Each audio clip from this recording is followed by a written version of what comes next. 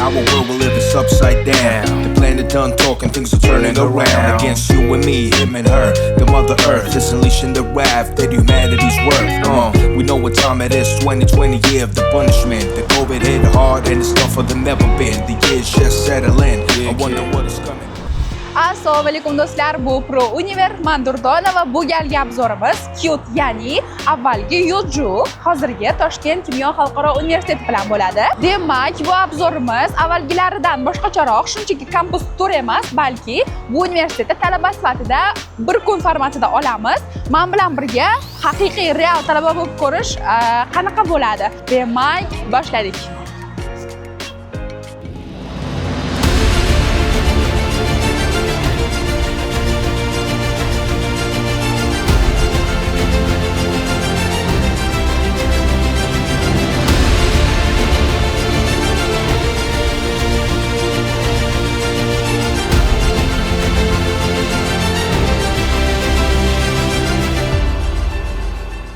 Universitetga kirib kelishda mashtadan kiriladi va bular talabalar ID karta bilan xuddi mana shunaqa kirish kerak. Keldi, bunga uriladi va kirib ketiladi. Agar siz talabasiz Qtda va bu qolib ketdi qat'adir, siz universitetga kira olmaysiz.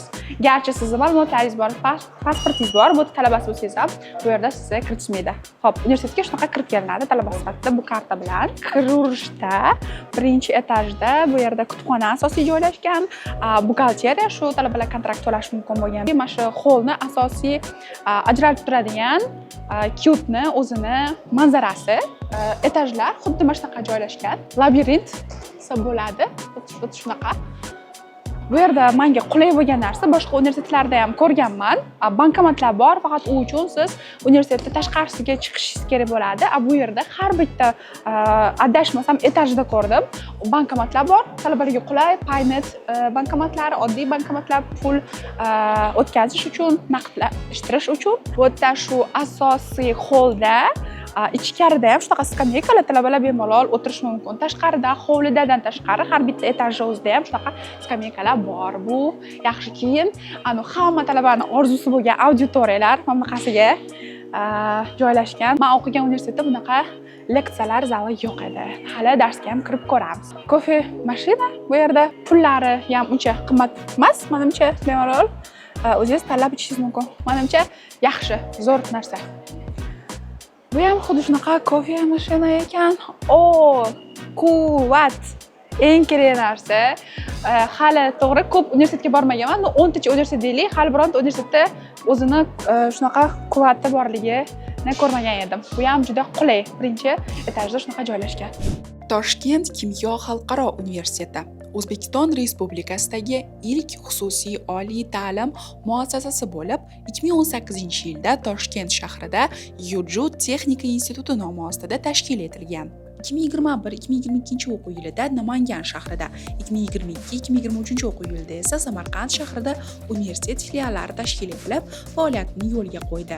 Universitet joylashuvi, ya'ni lokatsiyasi Shota Rustaveli ko'chasi 156-uyda joylashgan. Mo'ljal Janubiy vokzal. Bugun shu universitet obzorida bizga kampus turida yordam beradi xalqaro bo'lim xodimi Xurshida. Assalomu alaykum. Assalomu alaykum, xush kelibsiz. Demak, kampus turi qayerdan boshlaymiz? Asosiy binoda bizda eng katta kutubxona joylashgan. Keling, o'sha yerdan boshlaymiz. Asosiy binoyimizda ikki kutubxona bor. Bu demak, asosiy birinchi qavatda bor hamda minus birinchi qavatda ham kutubxona mavjud.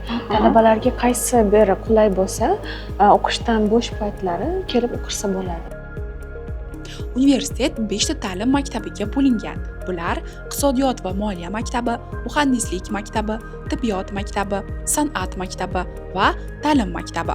Ushbu ta'lim maktabida 38 ta bakalavr yo'nalishlari mavjud. Magistraturada esa 22 ta ta'lim yo'nalishlari bor.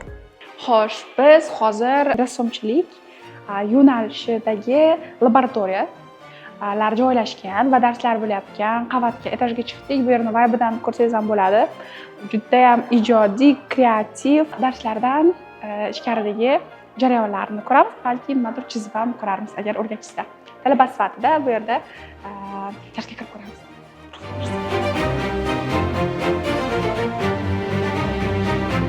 Bu yerda bizni talabalarimiz 4 yillik qilgan mehnatini natijasini, ya'ni diplomini ustida ishlashmoqda. Har xil 4 yil ichida olgan mavzularni ustida ishlab, nasib bo'lsa, may oyini boshlarida katta diplom proyektlar asosida himoya qilishadi.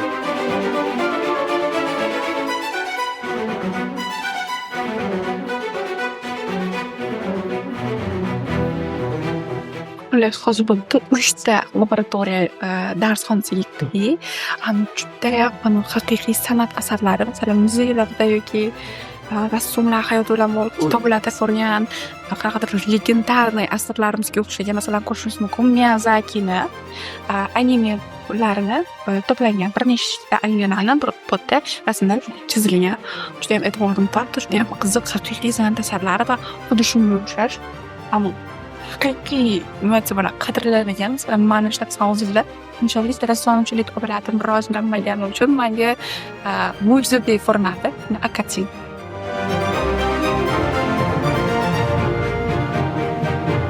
Masalan, bu yerdagi ozgina minus tarafi hidi ekan. Har bitta laboratoriyada hidi alohida temada biz ozginaga kirib student bo'lib ko'rmoqchi bo'lyapmiz, lekin studentlar bu yerda bitta kartinani tugatguncha kunlab, haftalab, oylab vaqt ketadi. Shu yerda laboratoriyada vaqtini o'tkazadi. Qanaqa qilib men shunga tushunmayapman yoki odam ishini sevsa o'rganib ketadimi? Hidi juda o'tkir, qanaqadir moy bo'yoqlarni hidimi yoki umuman bilmadim nimani hidi. Alohida tema, xullas tushuntirib bera olmadim. Og'ir, qo'ya atmosfera, san'at haqiqiy qadrlanadigan har bitta ish. Zo'r va shunchaki til ojiz bilan taplashga bebaho. Shunaqa. Buxgalteriya, bank ishi va moliya yo'nalishlari talabalar tahsil oladi va talabalarga vizual ko'rinish tushuntirish uchun bizda hozir mana kichkinagina muzeyimiz tashkil etilgan. Bu yerda o'sha eski paytdan beri ishlatilgan telefon, shot mashinalari va hamda oldingi o'sha O'zbekiston Respublikasini valyutalari ko'rsatilgan. Muzeydan tashqari bizda yana laboratoriyalar bor. Bank yo'nalishi talabalar uchun bizda bank xizmatlarini qanaqa to'g'ri taklif etish, ya'ni ularda shunaqa platformalar qilinganki, u platformaning ichida talabalarimiz o'sha bank sistemasida qanaqa to'g'ri ishlash, odamlarga qanday to'g'ri xizmat ko'rsatish ko'nikmalarini o'rganishadi. Bu liftdan to'liq xodimlar foydalanadimi? Ha, tushunarli. Bu liftdan aynan faqat xodimlar foydalanar ekan, o'zlarining kartochkasi bor, o'sha bilan foydalanish mumkin. Aslida biz zinadan chiqishimiz kerak edi. Talaba sifatida yurtda bir kun talaba, lekin biz liftdan foydalanyapmiz. Hozir 6-etajga chiqamiz. U yerda kreativ, chill zona bor ekan, ko'ramiz. Menimcha bu odam o'zi charchab hamma narsadan yolg'iz qolmoqchi bo'lganda talabalarga, masalan, talaba sifatida men eng sevimli joyim bo'lgan bo'lardi shu yer. Juda ham xonagullari ko'p va balki bu yerga kirib tursa bo'ladi. Yo'q ekan. Qushlar ham bor. Qushlarning ovozi ham qanaqadir odamni dam oldiradi, yoqimli vibe beradi. Hello. Hello. Vibe. Xonagullari juda ham bu ham sog'liq uchun foydali, ham menimcha bu yer ochilsa kerak, hozir yotib lekin. Shu yerdan ham bilsa bo'ladi, ichkariga kirib va bunaqa gullar bilan shaharni tomosha qilish mumkin. Ham zo'r vibe. Ochib berishganda zo'r bo'lardi. Mayli. Yolg'iz qolish uchun introvert sifatida menga eng yoqqan bu universitetdagi mana shu joy bo'ldi. Shunaqa. 6-qavatni men shaxsan o'zim san'at burchagi deyman. Chunki bu yerda perimetr bo'yicha san'at talabalarimizni ishlari ko'rsatilgan. Ular shu ishlarni o'zlarining ko'rgazmalarida ko'pincha taqdim etishadi va o'sha yerdan universitetga hadya sifatida ham berishgan. O'shaning uchun ham biz universitet 6-qavatini shunday bezatib qo'yganmiz ishlar bilan. Ko'rib turganingizdek, boshlang'ich ta'lim va maktabgacha ta'lim metodikasi kafedrasiga tashrif buyurdik. Bu yerda asosan bizning talabalarimiz o'zlarining qo'l ishlarini qo'yishadi, tayyorlashadi. Mana ko'rganingizdek, bu talabamiz tomonidan tayyorlangan bir qo'l ishi hisoblanadi. Juda chiroyli chiqqan. Hammasini talabalar tayyorlagan shu dars jarayonlari. Ha, dars jarayonlarini o'zligiz tayyorlashgan va o'sha imtihonlarga ham shunday vazifalar beriladi odatda. Kontrakt narxlari esa 10 milliondan 30 milliongacha yo'nalishlarga qarab farqlanadi. Universitetda shuningdek nomdor stipendiyalar va ta'sischilar granti mavjud. Grantlar kontraktning 25% miqdoridan 100% gacha ajratiladi. Shuncha universitet bor O'zbekistonda, nega aynan Men o'rtog'im bilan birga kirganman. o'rtog'ingiz kirgani uchun o'sha yerga kirgansiz? Tavsiya qilgan, частный universitet bo'lgani uchun davlat universitetlardan ko'proq yaxshiroq bilim ta'lim berishligisi uchun. Chunki bu yerda eng kuchli ustozlar va domlalar darslarni yaxshi o'rgatadi. Sifatda, o'quv sifati juda yaxshi. Qaysi jihatini yaxshi ko'rasiz, qadrlaysiz? Boshqa universitetlarda deylik topilmaydigan. Многонациональный. Amerikanец ham bor bu yerda, tatarka ham bor. Ruslar, turk va o'zbek o'zimizga o'xshagan. Juda nima deydi? BMT или Birlashgan Millatlar Tashkiloti. Shunaqa bo'lgani uchun. Hammasi четкий. В принципе, yaxshi joy вообще zo'r o'qish. Потому что хочется бы поступить в Корею. Я слышала, что тут можно 2 на 2 улететь в Корею учиться. Мне нравится в этом университете, что, в принципе, учителя очень достаточно хорошие. С ними можно найти одну волну. С ними очень интересно разговаривать и, в принципе, обучаться. Минусы — чуть-чуть расписание не очень хорошо ставят. Постоянно много окон. А так, в основном, одни плюсы. Koreys tili yo'nalishi mavjud va ushbu yo'nalishda ta'lim olayotgan talabalarimiz uchun Janubiy Koreyaga juda ham ko'p grantlarimiz bor. Bu grantlarimiz 1 semestrli grantlar va 2 yillik grantlar, ya'ni 1+1 yoki bo'lmasam exchange programma deb nomlasak bo'ladi. Ya'ni bunda talabalarimiz 2+2 dasturimiz ham bor. Talabalar ya'ni 2 yil davomida bizda ta'lim oladi. 2 yil davomida esa bizda hamkor universitetlar 23 dan ziyod, ya'ni Janubiy Koreyaning top universitetlardan 23 tadan ziyod universitet bilan hamkorligimiz bor. Talabalar o'ziga kerakli bo'lgan, ya'ni o'ziga ma'qul kelgan universitetlarda ta'lim olishlari mumkin. Biz har semestrda Janubiy Koreyadan hamkorlarimizdan grant dasturlarini qabul qilamiz va talabalarimizga e'lon beramiz. Ya'ni talabalar o'ziga kerakli bo'lgan dasturlarni qabul qilib, o'sha grantimizda ishtirok etishlari mumkin. Ya'ni bu semestrda ham bizda mart oyida ketadi talabalarimiz, 32 nafar talabamiz Janubiy Koreyaning Sungshin Women's Universiteti, Chungbuk Universiteti, Suncheon Milliy Universiteti va Suncheonyang Universiteti, Kangwon Milliy Universiteti, ya'ni 5 ta universitetga bu safar talabalarimizni yuboryapmiz. Ya'ni bilasiz, tilni o'zimizda, ya'ni xorijiy mutaxassislardan o'rganish boshqa, ya'ni uni amaliyotda qo'llash boshqa. Talaba biz o'qitamiz, o'rgatamiz, ya'ni bizda kafedramiz boshqa kafedralardan farqli o'laroq, ya'ni bizda o'sha xorijiy ustozlarimiz soni 45 nafar. Ya'ni Janubiy Koreyadan kelgan xorijiy mutaxassislarimiz to'g'ridan to'g'ri talabalarimizga dars beradi. Ham o'sha davlatning madaniyatini, tarixini, tilini o'rganib, o'sha yerda amaliyotga ham borishlari mumkin bo'ladi. Shuning uchun talabalarimizga imtiyozlarimiz, imkoniyatlarimiz juda ham ko'p. Har doim e'lon berganda bitta koreys tili fakulteti emas, balki universitetimizdagi 36 ta yo'nalish barchasi Koreyaga 1 semestrlikmi, 2+2 dastur orqalimi o'qish imkoniyati bor. Bunda eng kerakli talabalarimizga talab bu birinchi o'rinda til sertifikati borligi. topik darajasi yuqori bo'lgan talabalar turli xil GKS grantlarga ketishi mumkin. IELTS darajasi ham bor talabalarimizni yuborishimiz mumkin. Hozirgi kungacha Hanyang universiteti, Gachon universiteti, Songshin Yode universiteti va bir necha universitetlarda bizda 330 dan ziyod talabalarimiz ta'lim olyapti.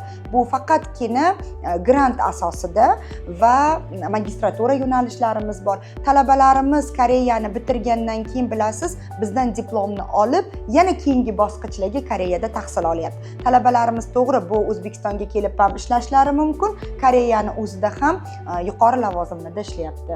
Ayrim talabalarimiz bor, tarjimon bo'lib ishlaydilar, ayrim talabalarimiz bor, hattoki elchixonalarda ishlayapti. O'sha uchun bu talabalarimizni yutuqlarni eshitib juda ham xursand bo'lamiz. Yana bitta narsani aytib o'taman, talabalarimiz xorijda tahsil olib kelgandan keyin bular bir semestrga bordimi, 2 yilga bordimi, bular qayta amaliyot o'tashni xohlaydilar. Hozirgi kunda bizani talabalarimiz Koreyaga borib o'qib kelib, o'zlari bilan birga bizda universitetimizni, bizda O'zbekistonimizni, tariximizni, turli xil madaniyatlarimizni aytib, bizni universitetga tashrif buyurayotgan talabalarimiz ham bor. Ya'ni Janubiy Koreya universitetidan, Songshin universitetidan o'sha ikkinchi potokda olyapmiz biz. Har yozda va qishda bizga exchange programmalarimiz bor. Ya'ni yozgi kanikul, yozgi lagerlarimizda talabalar kelib, bizni talabalarimiz bilan birgalikda AI, sun'iy intellekt IT yo'nalishi bo'yicha o'qiydilar va o'zbek tilini o'rganadilar va bu safar oxirgi proyektimiz bo'ldi shunaqa K-Central Asian degan programma, ya'ni bir hafta Koreyada, bir hafta Qozog'istonda, bir hafta O'zbekistonda. 3 ta davlat o'rtasida shunaqa seminar trening o'tkazdik-ki, o'zaro talabalar do'stlashib, fikrlashib, bilim oldilar va o'zini davlatiga borib, kelajakda o'sha nima desam ekan, tilni yanada mukammal o'rganish uchun, harakat qilish uchun o'sha 3 ta davlatni ko'rib xulosa chiqardilar. Bu talabalarimizga tilni o'rganishiga zamin yaratadi. Ya'ni o'zaro do'stlashishiga zamin yaratadi. Ertaga bizda O'zbekistonimizga kelib, ya'ni madaniyatimizni ko'rish uchun ham, ya'ni mehmondo'stchiligimiz, yanada tilni targ'ib qilish yoki bo'lmasam boy tariximizni ko'rsatishga bizga imkoniyat beradi. 안녕하세요. 저는 김효국제대학교의 Men Global Exchange Support Center markazida ish yuritib kelayotgan Park Yunji bo'laman. Bu universitetda Janubiy Koreyaga o'qishga borishni xohlaydigan talabalarga yordam beradigan vazifani bajaraman. Talabalar 2+2 dasturi yoki bir semestrlik almashinuv dasturi kabi dasturlar orqali Janubiy Koreyaga yanada osonroq va muammosiz bora olishlari uchun yordam berib kelmoqdaman. Ayniqsa viza tomonlama va shu kabi odatda tez uchrashi mumkin bo'lgan qiyinchiliklarni bartaraf etish uchun harakat qilmoqdamiz. Undan tashqari, Janubiy Koreyaga o'qishga bormoqchi bo'lgan talabalardan koreys tilini bilish talab etilgani sababli bizning koreys tili filologiyasi yo'nalishida koreys tilini noldan boshlab 2 yil davomida, ya'ni 2-kursni bitirish vaqtigacha iloji bo'lsa 3 yoki 4-darajadagi til bilish sertifikatlarini qo'lga kiritish imkoniyatlarini berib kelmoqdamiz. Siz ham harakat qilib ko'ring va Janubiy Koreyada tahsil olish imkoniyatini qo'lga kiriting. Rahmat. 도전을 했으면 좋겠습니다. 감사합니다. Kyotda o'qiyotgan talabalar 2-kursdan 4-kursgacha bo'lgan davrda bir semestr davomida Janubiy Koreyadagi universitetlardan birida tahsil olish imkoniyatiga ega bo'lishadi. Qo'shimcha ma'lumot va ro'yxatdan o'tish uchun Kyotdagi Global Exchange Support Center sizga barcha dasturlar bo'yicha batafsil ma'lumot, maslahat va hujjatlar bilan bog'liq yordamni taqdim etadi. Universitetda umuman detallar menga o'zi qanaqadir san'at bilan bog'liq narsalar har bitta universitetga borganimda e'tiborimni tortadi. Bu portretlar bo'lishi mumkin. Hammasini qanaqadir o'zining ma'nosi bor. Devorlarda har xil kompozitsion kartinkalar bor. Paparam, papalam, traktor едет. Vau. Qatga bor o'zi. Hozir biz mana shu binoni eng baland etajdamiz va bemalol mana shu qaysi etajda bo'lmang ko'rish mumkin. Har bitta etajdagi ya'ni arxitekturasi qiziqda. Shunaqa aylanma qurilgan. Rosti to'g'risi tushunmayman unchalik, no qiziq qurilganda. Вот mana shu yerdan top pastgacha boshim aylandi уже. ko'rish mumkin. Har bitta etajda eng pastdagi kirib kelaverish, kirish. Ay. Qiziq universitet ekan juda. Demak, davom etamiz boshqa etajlarda qanaqa? Universitet o'zining zamonaviy klinikasiga ega, ya'ni Kimyo University Hospital. Biz hozir Toshkent kimyo xalqaro universiteti tibbiyot maktabidamiz. Bu yerda shu tibbiyot maktabi dekani Jobir Ahmedov bilan suhbatlashamiz. Bu yerda talabalar qanday shifokorlik darajasiga yetishlari, ta'lim sifati, talabalarga yaratilgan imkoniyatlar haqida va bu yerning ichki sharoitlari haqida suhbatlashamiz. Assalomu alaykum. Assalomu alaykum, xush kelibsizlar tibbiyot maktabimizga. Tibbiyot maktabimiz universitetimizning eng katta va eng yirik maktablaridan biri hisoblanadi. Tibbiyot maktabimiz 2021-yilda tashkil topgan. Bugungi kunda mana talabalarimiz 5-kursga yetib borishdi. Bizda hozirgi kunda tibbiyot maktabimizda davolash ishi, stomatologiya, pediatriya va hamshiralik ishi yo'nalishlari bo'yicha kadrlar tayyorlab boriladi. Demak, auditoriyalar talaba qayerda mashg'ulot o'tadi, nazariy mashg'ulotni qayerda o'rganadi degan savol. Bu albatta mana bunday katta auditoriyalarimizda. Bu auditoriyamiz bir vaqtning o'zida 180 ta talaba sig'imiga ega. Va bunday auditoriyalarimizdan mana shu hozir biz turgan binoda 10 ta auditoriya tashkil etilgan. Bu degani demak taxminan 2000 ga yaqin talaba bir vaqtni o'zida 2000 ga yaqin talaba ma'ruza mashg'ulotlarida ishtirok etadi va to'g'ridan to'g'ri eshitadi. Mana bizda katta mana bunday monitorlar ham o'rnatganmiz. Bular uzoqda o'tirgan eng oxirgi qatordagi talabalarga ham tasvir sifatini yuqori darajada yetkazib berish va aynan o'sha taqdimotlarni ko'rish, video darslarni ko'rish yoki bo'lmasam translyatsiyalarni ko'rish imkoniyatini beradi. Juda ham ko'p imkoniyatlari bor. Maxsus o'sha elektron demak tribunalar orqali bu monitorga ulanadi va talabalarimiz bir vaqtning o'zida nazariy bilimni mana shunday katta auditoriyalarda, mana ko'rib turibsiz, yorug', katta, qulay auditoriyalarda o'rganishadi. Menimcha har bitta talaba universitetga o'qishga kirishdan avval mana shunaqa aynan tepadan pastga tushadigan tasavvur qiladi. To'g'rimi? Shunaqa auditoriyada o'tiraman deydi, kinolarda ko'rgan. Bu yerda esa mana ko'rib turibsizlar, real hayotda bu tatbiq etilgan. Yaxshi, ketdik dalish. Qanaqadir kimyoviy doridagi qo'shimchalarni belgilab tushuntirish uchun.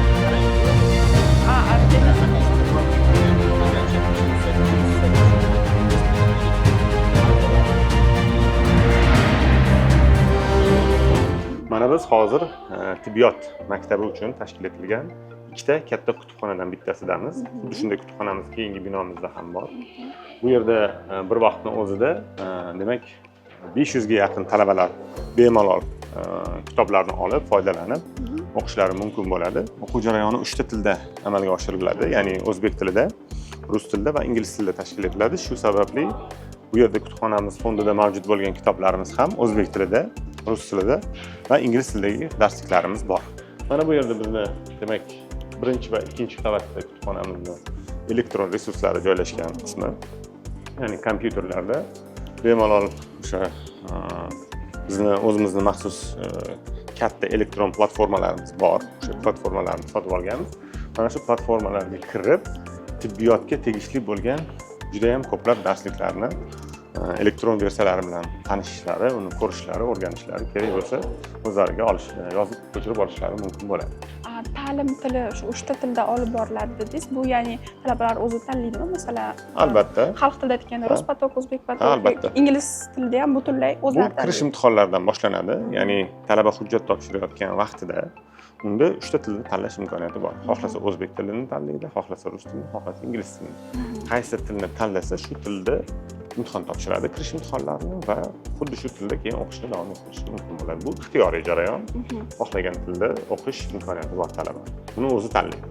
Hindistondan, Misr Arab Respublikasidan, Koreya Respublikasidan biz professor o'qituvchilarni jalb qilganmiz. Ular ta'lim jarayonida o'sha o'zlarini ingliz tilida olib boradigan guruhlarga kirishadi, o'zlarining amaliyotlarini bemalol ular talabalarga o'rgatishadi, o'zlarining bilimlarini. Bundan tashqari bizda har yili 2 marta, 3 marta xorijdan professor o'qituvchilarni taklif etish amaliyoti bor. Demak, biz mana Amerika Qo'shma Shtatlaridan juda ham mashhur professor kardiojarrohni taklif etdik. Mr. Od janoblari ular kelib bizdan talabalarimizga bir hafta ham nazariy bilim o'tdilar, ham jarrohlik amaliyotlari bo'yicha master klass ko'rsatdi va shu bilan birgalikda o'sha ma'ruzalar o'qib ketdi. Yaponiyadan bizga mutaxassislar tashrif buyuradi, Janubiy Koreyadan mutaxassislar tashrif buyuradi va ular bizni talabalarimizga o'sha bir hafta 10 kun davomida kurslarni o'tib borishadi. Bu o'zimizda doimiy faoliyat yuritayotgan xorijiy o'qituvchilardan tashqari, demak jalb etiladigan xorijlik mutaxassislar hisoblanadi.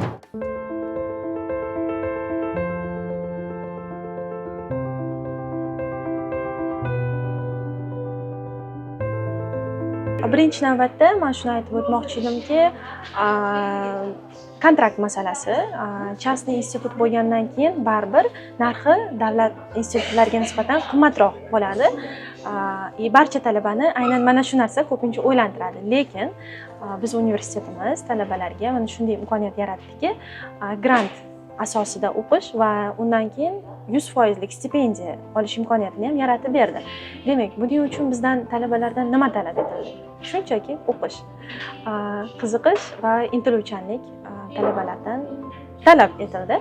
Bepul o'qishda ikkita yo'li, birinchisi yoki grant, bu qanchadir foiz bizni kontraktimizdan chegirma desak to'g'riroq bo'ladi va ikkinchisi bu universitetimiz tomonidan stipendiya, imenная stipendiya, nomdor stipendiyalar. Demak, bunda ikkalasida tartib biroz har xil. Demak, grant bu fakultetlar aro. Demak, har bitta fakultetga, misol uchun davolash ishi, tibbiyot maktabi uchun qanchadir bir miqdor ajratilinadi va konkurs ketadi. Demak, bu konkursda tartibi qanaqa?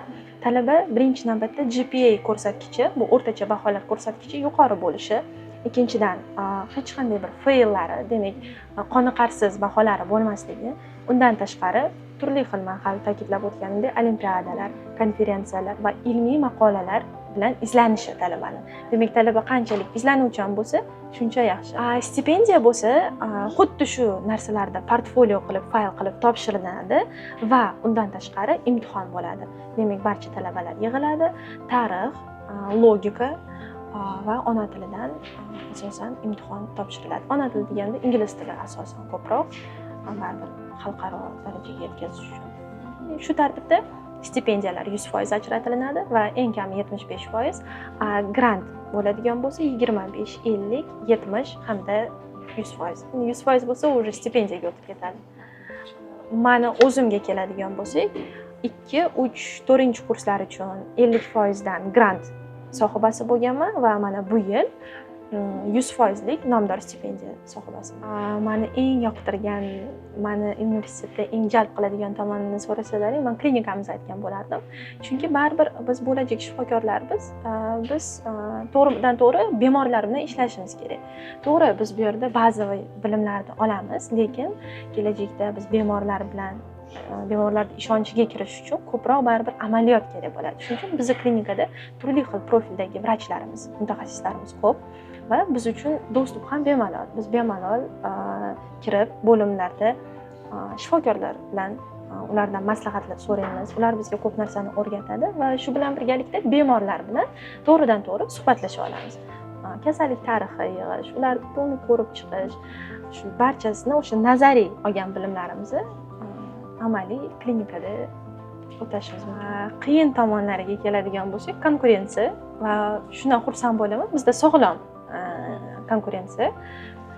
Chunki har xil o'zimizni tengdoshlarimiz bilan bahslashamiz, vaqti kelganda bellashamiz va shu paytda kimdandir bilimimiz pastroq bo'lib qolishidan qo'rqishimiz, cho'chishimiz. Chunki bizning kasb juda ham jiddiy va ответственный kasb. Biz bu yerda hech qanaqa bir hazil-huzul bilan yo gap olib qochib chiqib keta olmaymiz. Shuning uchun konkretniy faktlar keltirib shug'ullanishimiz kerak. Bo'lajak talabalar, abituriyentlarga agar murojaat qiladigan bo'lsam, Kimyo xalqaro universitetini tanlashganda hech qachon afsuslanishmaydi, bu aniq. Chunki bizda o'qituvchilarimiz ham nima deydi, podxodi o'zgacha. Misol uchun bir mavzuni tushunmasa, talaba darslikdan qolib ketsa, bo'ldi, o'zing shug'ullan, bor deyilmaydi. Qachonki ustozlarga borib yordam so'rasa, doimo ustozlarimiz yordam berishga, qo'llab-quvvatlashga tayyor. Bu nafaqat dars jarayoni, balki men aytib o'tgandek, ilmiy tomonlama shug'ullanib rivojlanmoqchi bo'lsa, bu tomondan ham universitetimiz qo'llab-quvvatlaydi. Undan tashqari chet el bilan ko'p hamkorliklar olib borilyapti. Mana bu yanvar oyida qishki ta'tilimizda bir guruh 10 talabadan iborat bo'lgan bir guruh talabalar Xitoyga yuborildi va u yerda amaliyot o'tab kelishdi. Bu nafaqat chet ellik talabalar bilan bilim almashinuvi, balki talabaning o'zi uchun ham bu juda ham zo'r ta'til bo'lib o'tdi. Chet elda sayohat qilib, amaliyot qilib kelishdi. Bu nafaqat Xitoyda, balki rejalashtirilyapti. Kelajakda Koreya bilan, Gurjiston bilan va yana bir qator davlatlar bilan shartnomalar tuzilyapti. Bu menimcha ancha-muncha institutlarda yo'q narsa. Shu tomoni eng asosiy afzalligi. Va undan tashqari men aytib o'tgan bo'lardim. Albatta, mana shu stipendiyalar qancha ko'p o'zi harakat qilsa, shuncha ko'p pul yutib oladi va bu hamma uchun ham foyda deb o'ylayman.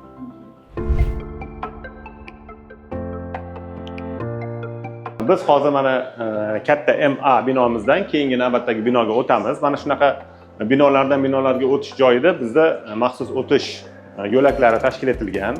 Buni ikkita funksional vazifasi bor. Birinchidan, demak, yilning sovuq vaqtlarida tashqarida bolalar yurishmaydi, to'g'ridan-to'g'ri bir binodan ikkinchi binolarga o'tish imkoniyati bor. Ikkinchidan, albatta bu sterillikni saqlash uchun.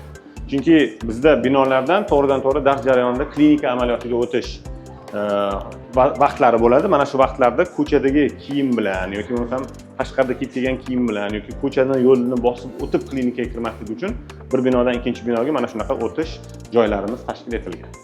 Laboratoriyalar mavzusini davom ettirgan holda aytishim mumkinki, hozir biz turgan xonamiz bu stomatologiya yo'nalishi talabalar uchun tashkil etilgan maxsus fantom zali hisoblanadi. Bu fantom zalida mana ko'ryapsiz, bir vaqtning o'zida 25 nafar talaba o'tirib, to'g'ridan to'g'ri mana bunday simulyator fantomlarda ishlashlari mumkin bo'ladi. Ya'ni bu real, masalan, patsient bilan ishlashdan oldin, real bemor bilan ishlashdan avval qo'llarini maksimal darajada mana shu haqiqiy o'sha stomatologni o'sha bor mashina deymiz, mana shu apparatiga maksimal o'sha aynan bir xil qilib yasalgan. Undan tashqari mana mikroskop orqali katta monitorga chiqarish, uni ko'rish imkoniyatini beradi va talabalar bemalol mana shu yerda o'tirib o'zlarini amaliyotlarini qilishlari mumkin bo'ladi. Albatta, o'qituvchi nazorati ostida ular to'g'ri, noto'g'ri bajarayotganini ko'rishimiz mumkin. Sizlar nima his qilmaysizlarmi shunda? Уже o'rganib ketgan. Qani ovqat yegan yerlarda tushishlardi.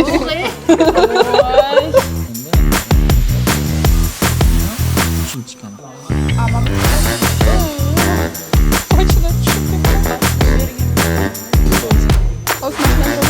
tabiat o'z shunaqa aralashtirib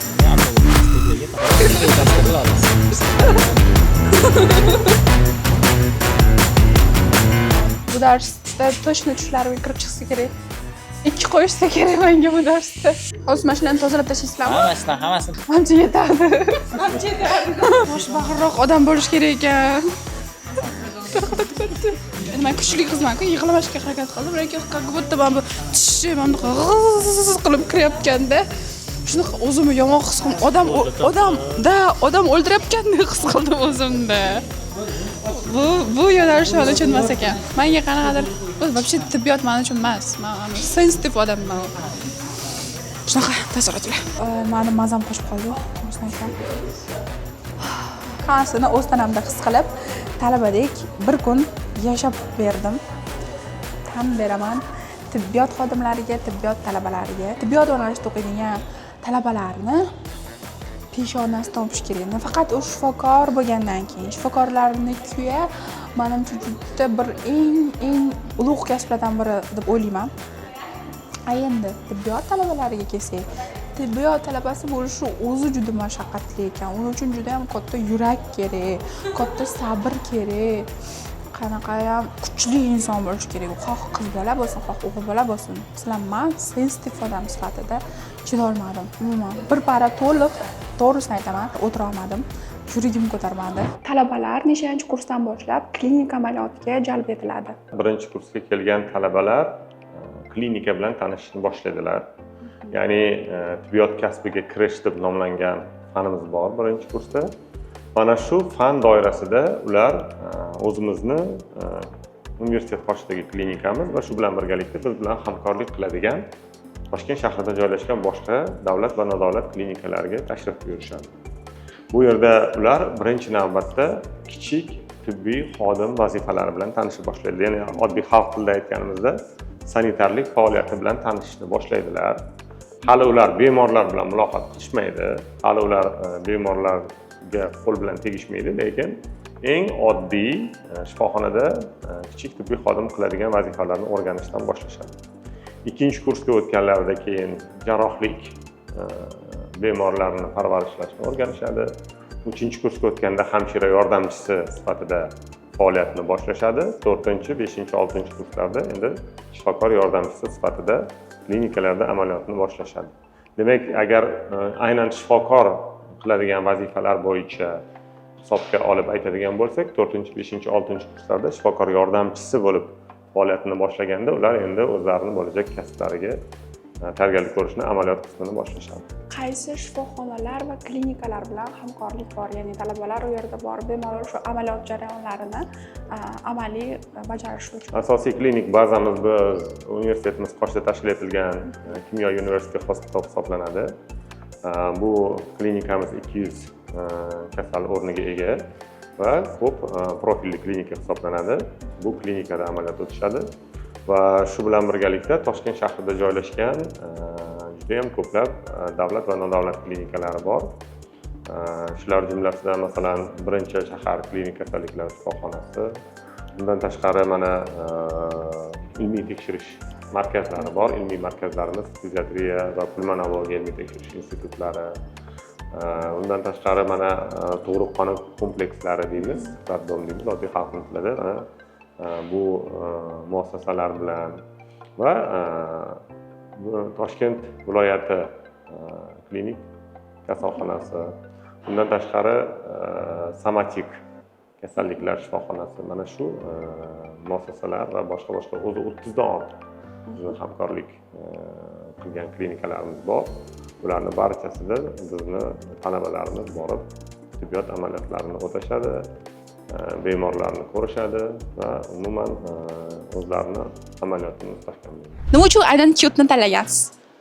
Birinchidan uyimga yaqin. Kontrakti ham boshqa institutlarga nisbatan ancha arzon va forma обучения ham juda ham sifatli. Qaysi jihati uchun yaxshi ko'rasiz, qadrlisiz bu universitetda almashmagan bo'lardingiz?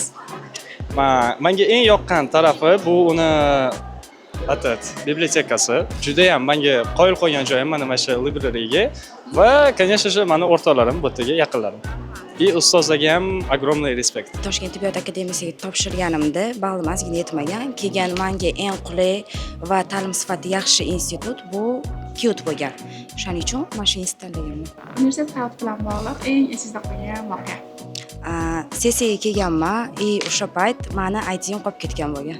Shunaqa qilib kira olmaganman. Bu yerda ID bo'lmasa, umuman kiritishmaydi. Yo'q, ID bo'lmasa kiritishmaydi ham. U payt imенно sessiyaga вообще kira olmaysiz. Demak, simulyatsiyon markazimiz eng asosiy binosi, eng asosiy xonasi mana shu joy hisoblanadi. Bu yerda ko'rayotgan bo'lsangiz, bir nechta kravatlar, koykalar tashkil etilgan. Mana ketma-ketlikda ularni qo'yib borganmiz. Bu yerda masalan o'sha bemorni dastlabki tekshiruvdan o'tkazish, shu bilan birgalikda demak bemorning qon bosimini o'lchashdan boshlab, o'sha tonometriyadan boshlab inyeksiya qilish, masalan mana maxsus o'sha vena tomirlarini aniqlash qo'lda va ularga demak o'sha xalq tilida aytganda o'sha kapelnitsa deymiz, osma ukollarni qo'yish yoki oddiy inyeksiya qilish yo'llarini o'rganiladi. Bu asosan o'sha hamshiralik amaliyoti jarayonida ishlatiladigan mulojlarimiz. Bundan tashqari albatta tug'ruq jarayoni bilan bevosita bog'liq savollar va urologiya va ginekologiya bo'yicha mana maxsus mulojlarimiz bor. Bunda demak o'sha chanoq bo'shlig'iga kirish, tug'ruq jarayonlarini boshqarish kabi funksiyalarni bu yerda ko'rishingiz mumkin bo'ladi. Bu tomonda mana chaqaloqlar, o'sha yangi tug'ilgan chaqaloq va mana tug'ilganidan ma'lum bir vaqt o'tgandan keyingi davrlari, yo'ldosh va umuman mana shu chaqaloqni nima deydi, parvarishlash, bunga qanday ishlov berish, mana shularni hammasini bu yerda bemalol ko'rishlari mumkin bo'ladi. Shuningdek, demak, turli bizda maskalar ham bor. Bu maskalarimiz masalan o'sha mana ko'ryapsiz, ya'ni kuyib yongan yonib jarohat, ya'ni kuyish jarohati, yonish jarohati yoki mana qo'lda kuyish jarohatlari bo'lgan bemorlar holati yoki sanchilgan mana kesilgan jarohatlar bo'lishi mumkin oyoqlardagi yoki mana bosh sohasidagi, qo'l sohasidagi jarohatlar. Ya'ni bemorga demak yuz qismi mana bu yerda bizni katta plyajimizga bemalol buni almashtirib o'rnatish mumkin. Ustidan almashtirib o'rnatiladi maxsus orqasidan va shu talabalardan bunday bemorlarga qanday ishlov berish kerak degan savollar berilib, o'sha parvarish qilish, uni birinchi yordam ko'rsatish, mana shu jarayonlarni o'rganish mumkin bo'ladi. Ya'ni bu almashtirish imkonini beradi. Chunki asosiy masalan jarohat bosh sohasida bo'layotgan bo'lsa, bir nechta variantlarni kuyish jarohati, sanchilish jarohati yoki boshqa tanani qismlaridagi jarohatlar bo'yicha bu yerda ham o'rgansak bo'ladi. Xuddi shunday mana bu yerda quloqni tekshirish, ya'ni mana bu tomonda ko'rib turganingizdek harakatlanuvchi maxsus moslamasi bor va bu mana shu ichkarida yuradi va otoskop yordamida demak quloqni o'sha nog'ora pardani holati, unda jarohat bor yoki yo'qligi, yallig'lanish bor yoki yo'qligi, shunga o'xshash patologiyalarni tekshirish imkonini beradi yoki mana quloqlarni bemalol almashtirish mumkin, boshqa quloq qo'yib uni ham ko'rish mumkin bo'ladi. Bu tomonida mana xuddi shunaqa ko'z bilan bog'liq demak simulyatorlar mana ichkari tomonda bu o'sha ko'zni tekshirish oftalmoskop yordamida yoki o'sha ko'zni ko'rikdan o'tkazishni o'rganishadi bu yerda. Birinchi yordam ko'rsatish uchun mana mullajlarimiz ham bu yerda qo'yilgan va bu yerda ham mana xuddi shunaqa tikishni o'rgatadigan mullajlarimiz ham bor. Mana bunaqa odamni tanasiga maksimal yaqinlashtirilgan demak vositalarimiz bor. Bu aynan o'sha chok qo'yish, tikish jarayonlarini o'rgatishda talabalarga qo'l keladigan mana simulyatorlarimiz. Mana bu qatorning hammasi demak o'sha har bitta qo'ygan bemorimiz ma'lum bir holatni, klinik holatni o'rganishga asoslangan.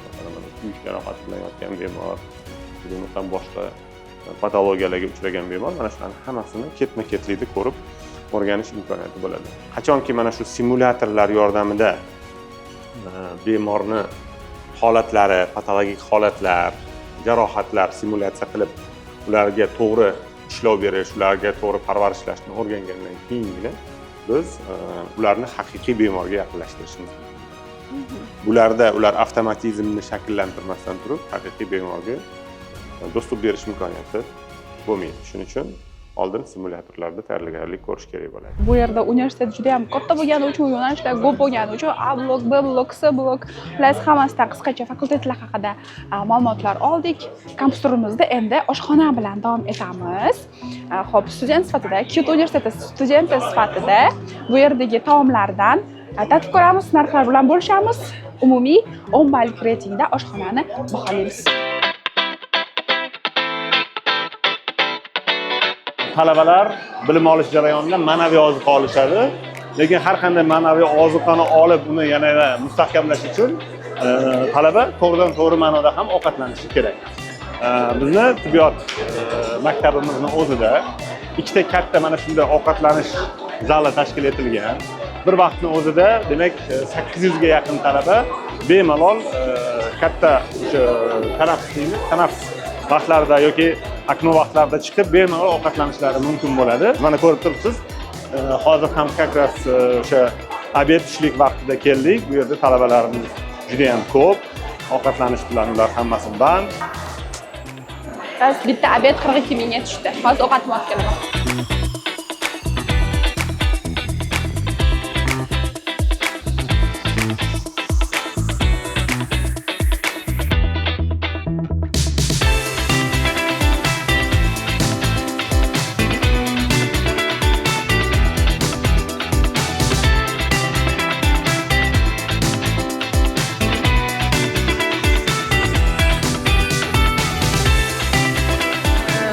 Bor yo'g'i 42 ming so'mga tushdi. Salat, ovqat, non. Ta'mi undan menga juda ham yoqdi. Mazali va hamyon bor.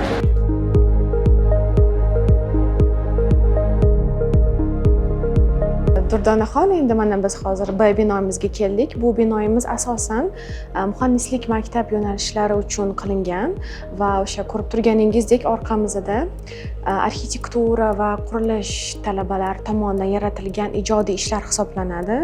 Ular asosan yakuniy imtihonlarga shunaqa katta maketlar topshirishadi. Ko'rib turganingizdek bu Eyfel minorasi bor, Malayziyadagi o'sha Twin Tower'imiz bor va boshqa o'zlarini fantaziyalari bilan yaratilgan ijodiy ishlar ham bu yoqda mavjud.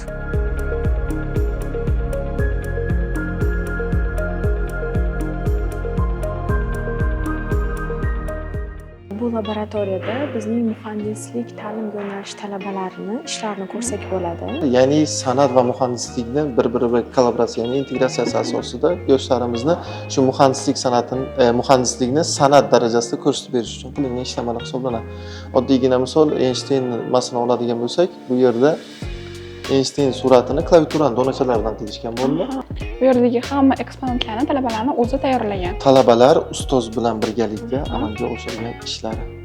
Ya'ni ustoz yo'l yo'riq ko'rsatgan holatda talabalarimiz o'zini amaliy ishlarini bajarishgan. Nega aynan Qtni tanlagansiz? Chiroyli joylari, o'qitishi ham zo'r, keyin bu yerda o'quvchilar дружелюбный. Boshqa mana O'zbekistonda universitetlar ko'p, xususan xususiy universitetlar ham ko'p. O'sha boshqa universitetlardan bu Qtni nima farqli jihatlari bor deb o'ylaysiz, ajralib turadigan? Nimasi bilan boshqacha bu universitet? Ajralib turishimi? Bu yerda har xil yo'nalish bor, bu yerda yana har xil studentlar bor, o'qituvchilar bo'lsa kerak. O'zi qaysi fakultet yo'nalishida o'qiysiz? Maxsus pedagogika.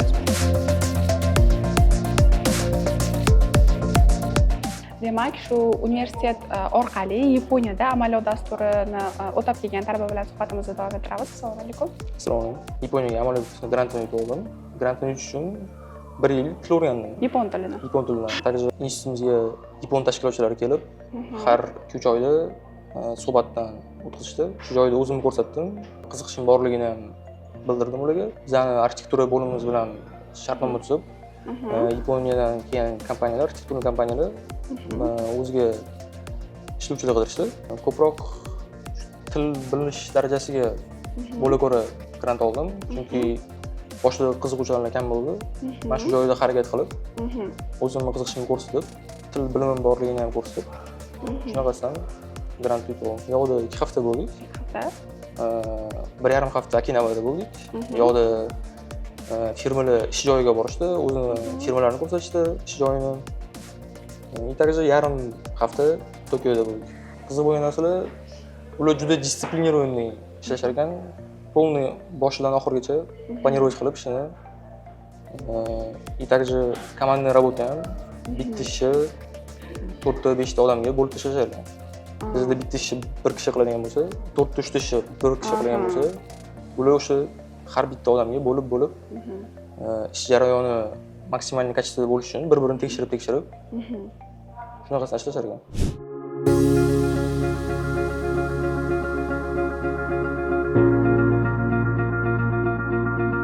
Bu yerdagi fanlar shunaqa tashkil etilganki, bitirgandan keyin kamida mahallaning eng zo'r tikuvchisi bo'ladi. Bu anaqa, chunki kasb hunari o'rgatiladi, tikuvchilik hunari o'zi juda ham mashaqqatli hunar. Mina bilan quduq qazigan bilan tenglashtirsa bo'ladi. Bu yerda ham fantaziya kerak, ham ko'nikma kerak, ham sabr kerak, juda ham.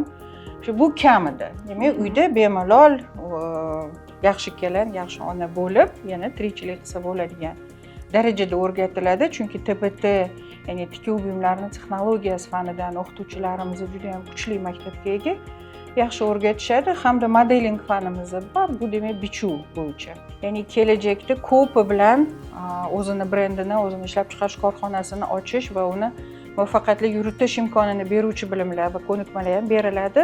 Xalqaro almashinuv bor, xalqaro hamkorlarimiz bor universitetda, Turkiyada, Xitoyda, Bolgariyada bizning yo'nalish bo'yicha, demak bemalol bir semestrini u xorijiy universitetlarda ham o'qib kelish imkoniga ega bo'lishadi talabalarimiz. Demak, shu kamida mahallaning eng zo'r tikuvchisi, ko'pi bilan Parij, Vogue jurnallari bemalol. Men aminman, chunki bunaqa tajribalarimiz bor bitiruvchilarimiz.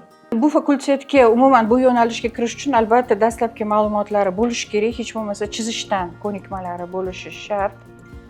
Va moda dunyosida dunyoqarashi bo'lishi kerak. Xalqaro brendlarda, moda sanoatida, moda industriyasida qanaqa jarayonlar bo'layotganini bilishi kerak. Qabul imtihonlari suhbat asosida bo'ladi va suhbatda abituriyentni portfoliosi, ya'ni o'sha chizishi, bilishini ko'rsatuvchi, isbotlovchi eskizlar ko'riladi. Mana birinchi kurs talabalari ham yechishi kerak hamda shu moda bo'yicha nimalarni bilishini ozgina bo'lsa ham suhbat qilib olishadi. Badiiy yo'nalish bo'lgani uchun maxsus iqtidor talab etiladigan soha bu o'zi aslida. Shuning uchun abituriyentlarga ko'proq chizish, o'zini o'sha didini rivojlantirish, chizish ko'nikmasi, rang bilish ko'nikmasi kerak bo'ladi qabul paytida. Faqat ijodiy ko'nikmalarini namoyish etuvchi portfolio, papkasi va suhbat bo'ladi. Tushunarli. Rahmat sizga katta. Rahmat.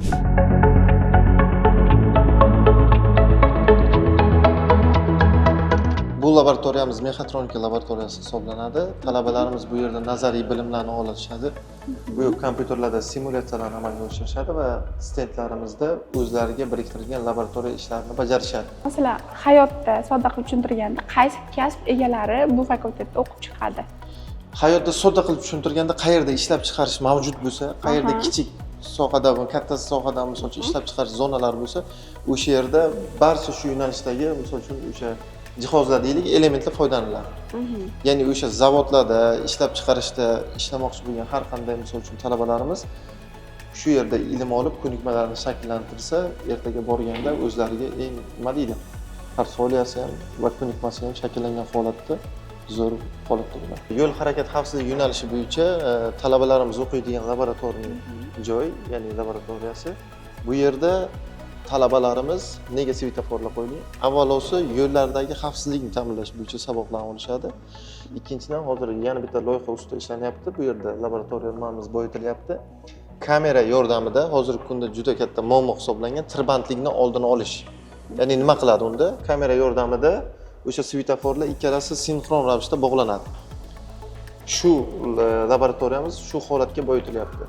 Va bu bilimlarni, bu ko'nikmalarni mana shu laboratoriyada yo'l harakat xavfsizligi talabalarimiz bemalol olish imkoniyatiga ega.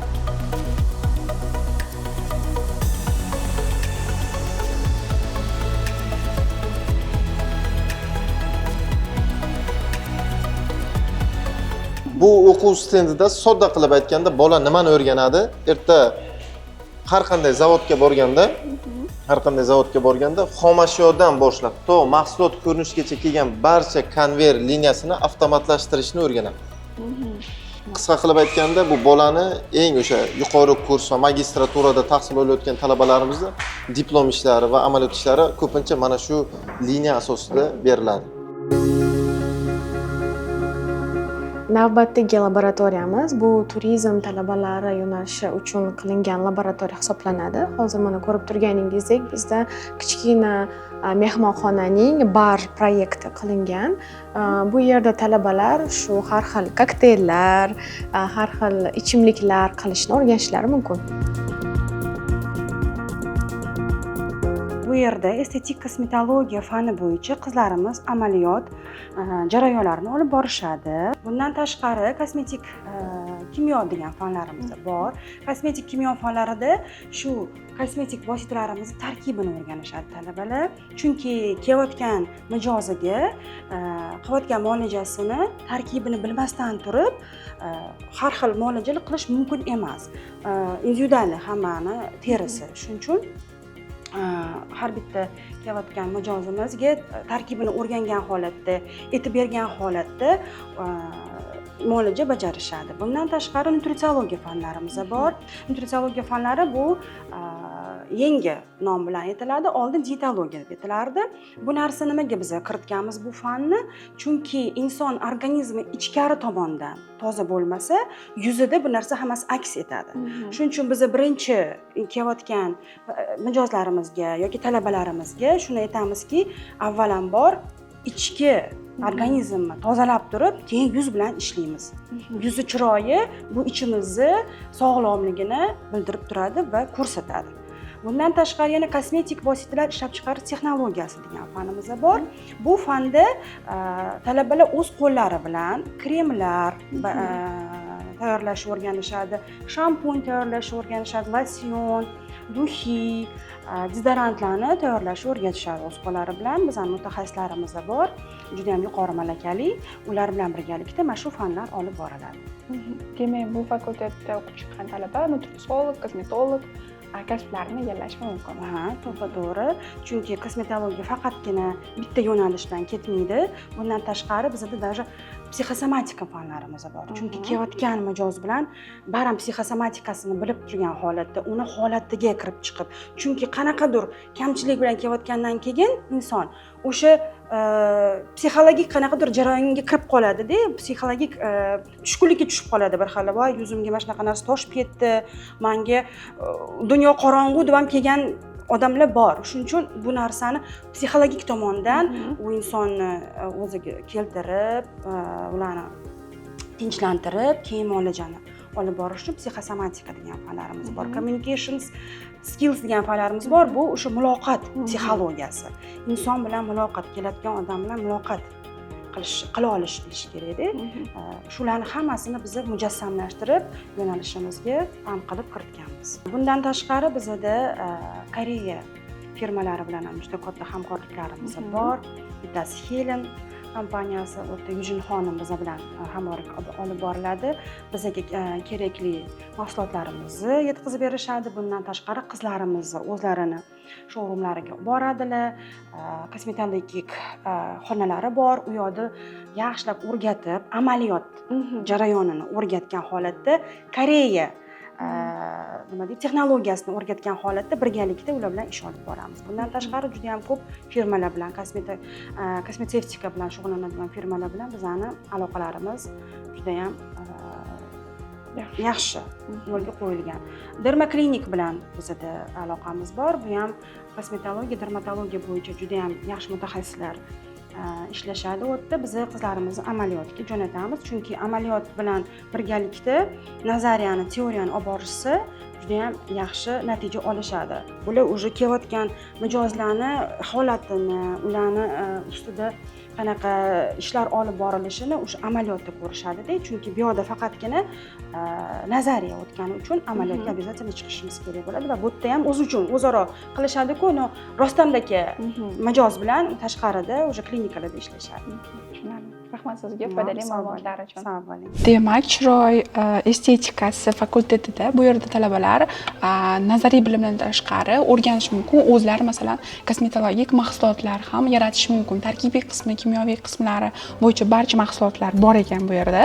O'zlari shu nazariy bilimlarni olgandan keyin amaliyotda o'zlari masalan yangi bitta kosmetik mahsulot yaratishlari ham mumkin. Bu juda ham butun dunyo qizlari uchun qiziqarli bo'lgan fakultet yo'nalish bo'lsa kerak. Hozirgi kunda ayniqsa dolzarb, ishonchli kosmetologlar, shu yo'nalish bo'yicha masalan nutritsiologiya, kosmetologiya bo'yicha ishonchli mutaxassislar hozir juda ham kerak. Aktual fakultet, aktual mavzu va juda ham qiziq. Qaysi yo'nalish bo'yicha ketsak, qaysi davlatga bora olamiz. Har xil yo'nalishlar bo'yicha bizga ko'rsatmalar berishadi. Shu ustozlar. Hammasi yosh ustozlar. Yaxshi chiqishamiz, ko'z tegmasin. Angliyskida o'qish ko'p pluslari bor. Shu pluslardan bittasi material ko'p o'qishga. Keyin magistratura qilishingizga ham, doktorantura qilishingizga ham ancha udobstlar ko'p. Keyin bizda specialist kam shu angliyskiy yo'nalishda faoliyat yuritadigan stomatolog, ya'ni kam.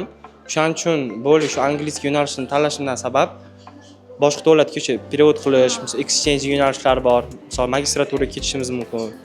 Shunaqa narsalarga qiziqib, angliyskiy yo'nalishni tanlaganmiz. Ishonmoqchi bo'lsangiz ham osonroq. Yengillik bo'lib, planlarimiz bor, boshqa davlatdan ham patsient ko'rish. Bizda arzonroq qilib, ularni meditsinskiy tur qilib, olib kelib, davolab, yana ularni boshqa o'sha davlatga jo'natib yuborish. Shunaqa planlarimiz bor, xudo xohlasa. Nafaqat chet ellik ustozlar, balki chet ellik talabalar ham kelib o'qiydi sizlarda. Naryo korpusimizda bor, ularda ko'p, yo'da ko'p. Bizda endi hind fakulteti ochilgan, faqat ingliz tilida kelib o'qishadi. ular bilan ham qiziq, lekin yanada ko'proq bo'lsa, ancha yaxshiroq bo'lardi. Shu o'quvchilarga ham, misol, ular ham bilishardi, чтобы shu tilni bilib, mana shu yo'nalishda ular bilan birga raqobatlashib, fikr alishib, shunaqa bo'lardi. Agar boshqa davlatdan kelganda odamlar bundoq qiziqib, sohani yaxshiroq mutaxassisi bo'lardi. Yana agar imkon berilsa, yana qaytib QUT tanlarmidingiz? Tanlardim. Bitta muhim voqeaga duch keldik, ya'ni hozir bu yerda magistratura talabalarini ilmiy ish himoyasi bo'lyapti ekan. Hozir shu jarayondan bitta lavhalar ko'ramiz, talabalarning ishlari bilan ozgina bo'lishamiz.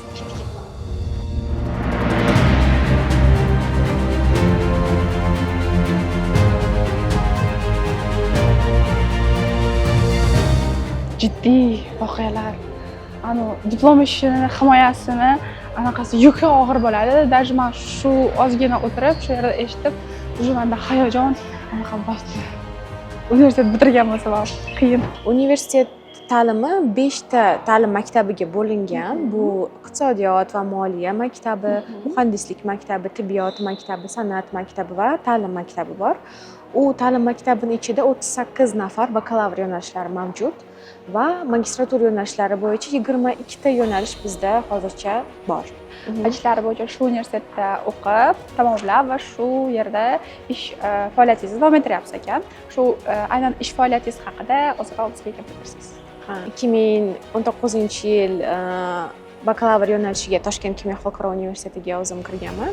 U paytda bizda yozuvchi texnika instituti bo'lardi va 2022-yil shu rebranding bo'ldi va universitet nomi kimyo xalqaro universitetiga o'zgardi.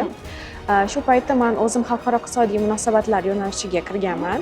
Hozirgi kunda men xalqaro hamkorlik bo'yicha bosh mutaxassis bo'lib ish yuritaman. Xalqaro hamkorlik bo'yicha aynan qaysi davlatlar, qaysi universitetlar bilan xalqaro hamkorliklar yo'lga qo'yilgan? Masalan, exchange, amaliyot dasturlari, shular haqida aytasiz. Toshkent kimyo xalqaro universiteti hamkorligida 80 dan oshiq memorandumlar imzolangan. Bulardan biri bu Yevropadagi universitet, Yevropa ittifoqiga kirgan. Bu aytaylik Latviyadagi Riga texnika universiteti, Turibo universiteti, Bolgariyadagi Varna management universiteti kirgan, hamda Turkiyada bizning partnyorlarimiz bor. Bu aytaylik Istanbul Aydın universiteti, Najmiddin Erbakan universiteti. Undan tashqari MDH davlatlarida ko'p bizning hamkorliklarimiz bor. Bu Satbayev universiteti bilan Almaty universitetlaridan shu kunga kelib juda universitetni xalqaro hamkorligi juda ham tez rivojlanmoqda.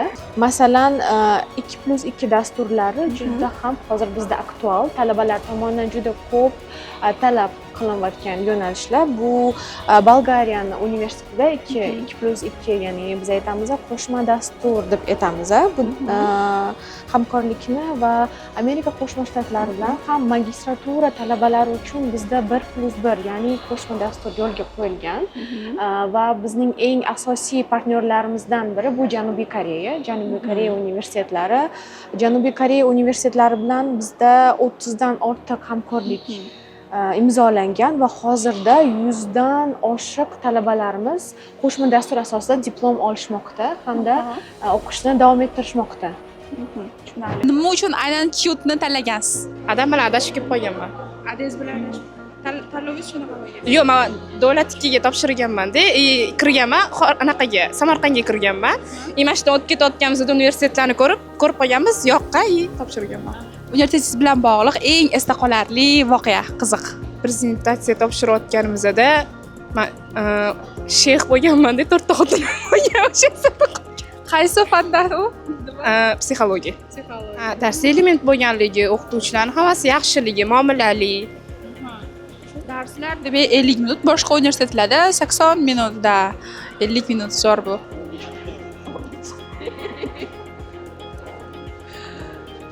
Keyin shu yerda maqtashgani uchun yaxshi deb o'qituvchilarini o'shaning uchun tanladim. Qaysi fakultet yo'nalishida o'qiysiz? Boshlang'ich ta'lim.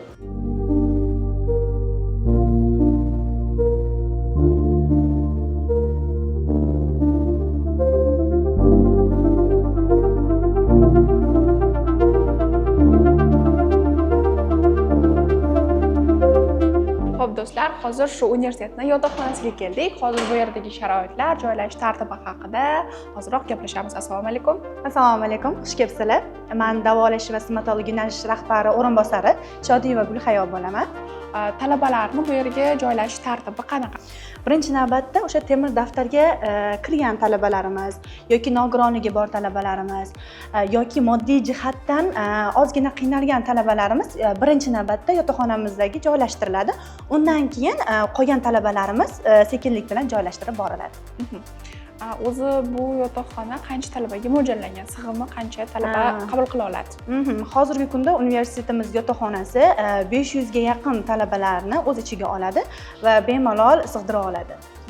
Simulyatsiya markazlar bugungi kunda tibbiyot maktablarining asosiy tarkibiy qismlariga aylangan. Bizda ham kelasi o'quv yilidan bitiruvchi talabalarimiz chiqa boshlaydi.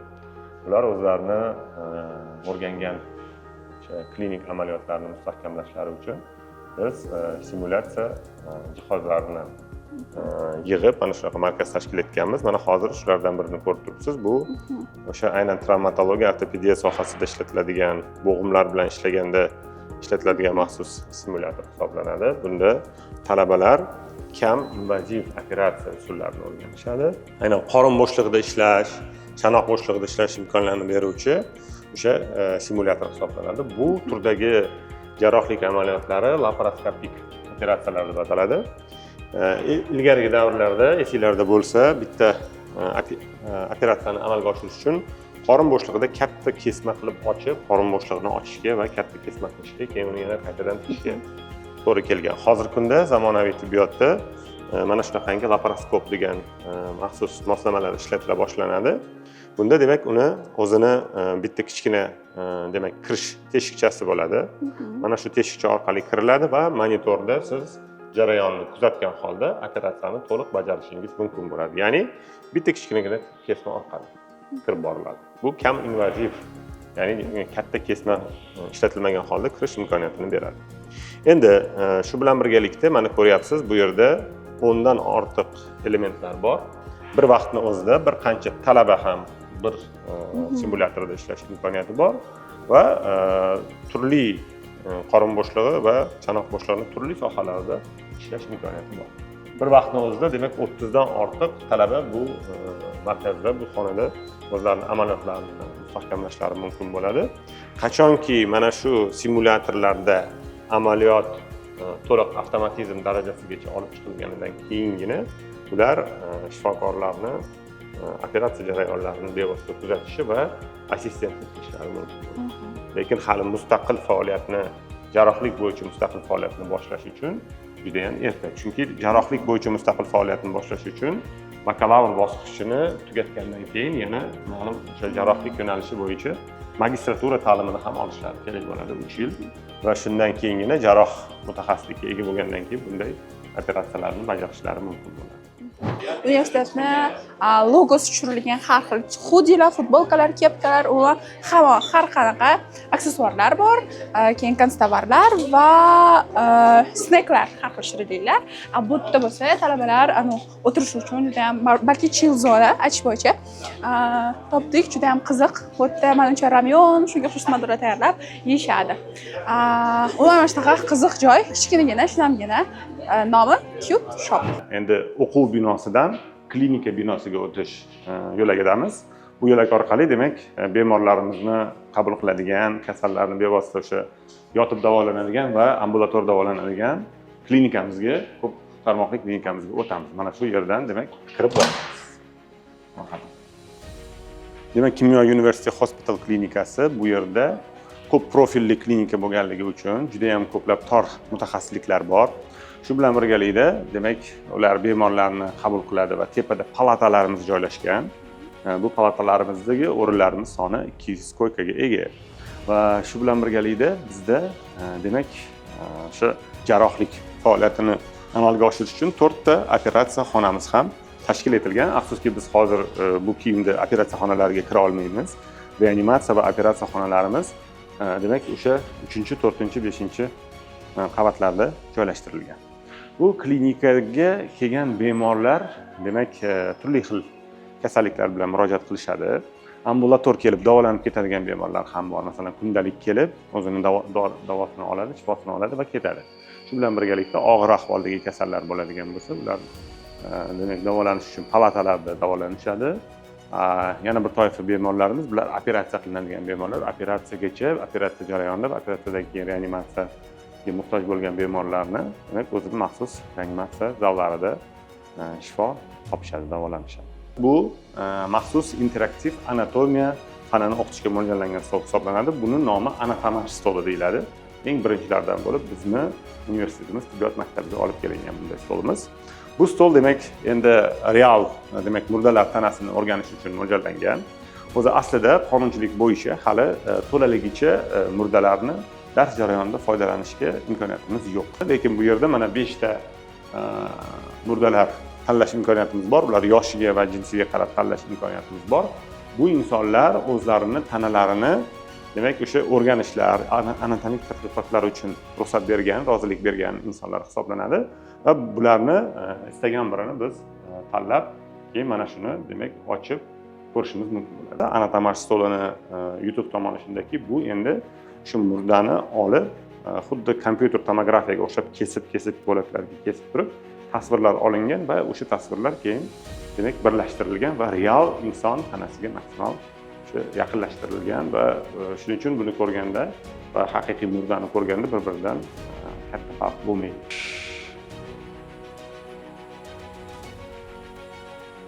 Mana demak biz terini olib tashladik hozir. Mana teri ostida joylashgan mushaklar, mana teri ostida yotgan yuza qon tomirlar mana ko'rinishni boshladi, yog' to'qimasining bir qismi ko'rina boshladi. Biz asta-sekinlik bilan buni yana ham nima qilamiz? Yuzada joylashgan mushaklarni olamiz, uni ostida chiqirayotgan mushak qatlamni mana shu qorin sohasini ochyapmiz sekin-sekin. Mana qorin mushaklari ko'rina boshladi va biz endi qorin bo'shlig'iga kirib boramiz. Mana ko'rdingiz?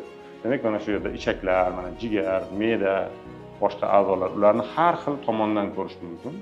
Bemalol aylantirib, kattalashtirib.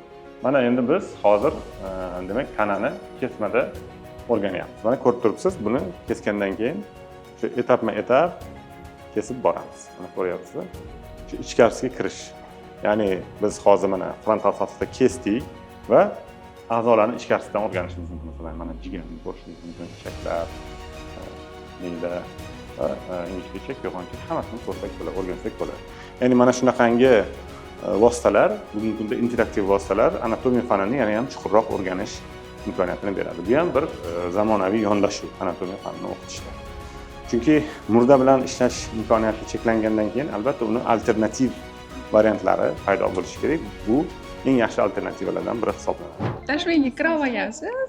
Sizda boshqa variant bo'lmagan, eng yaxshi variant cute bo'lgan. Shu uchun o'shatga. Kimyo. Aha. Tanlagansiz. Kirib o'qiyapmiz, mana 2-kursman. Afsuslanmaysiz. Afsuslanmayman. Yaxshi ketyapti. Universitet hayotingizda shu cute bilan bog'liq eng esda qolarli, qiziqarli voqea. Hech qachon masalan bitirib ketganingizda ham hech esingizdan chiqmaydigan. Imtihonga tayyorgarchiliklar. Sessiyaga tayyorgarlik. Sessiya. Qiyin bo'ladimi sessiya? Qiyin bo'ladi, o'ziga yarasha. Ustozlar qiynaydimi? Endi amaliylarda asosan og'zaki imtihonlarimizda ozgina qiyinchiliklar bo'ladi. Nimasi boshqacha bo'ldi? Nimasini almashmasdingiz hech qaysi universitetga? Ilm olishda an'anaviylikdan chiqilgan. Ya'ni erkin. Toshkent kimyo xalqaro universitetida quyidagicha magistratura mutaxassisliklari mavjud.